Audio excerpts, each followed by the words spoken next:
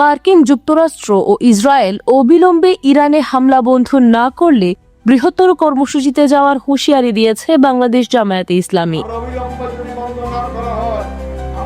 দলটির নায়েবে আমির এটিএম আজহারুল ইসলাম বলেছেন, ইরানের ওপর হামলা ও আয়াতুল্লাহ খামেনির মৃত্যুর প্রতিবাদে তাৎক্ষণিক বিক্ষোভ কর্মসূচি পালন করা হয়েছে এবং প্রয়োজনে আরও কঠোর কর্মসূচি ঘোষণা করা হবে।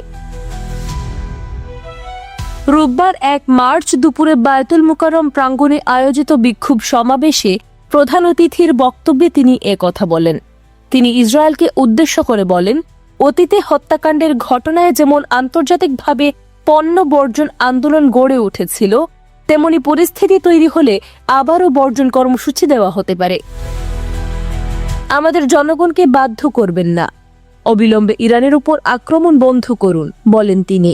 যুদ্ধ বন্ধে কার্যকর ভূমিকা রাখতে জাতিসংঘ ও ওআইসি এর প্রতি আহ্বান জানান এটিএম আজহারুল ইসলাম। তিনি অভিযোগ করেন, আন্তর্জাতিক সংস্থাগুলো নিরপেক্ষ ভূমিকা না রাখলে বিশ্ব শান্তি বিঘ্নিত হয়।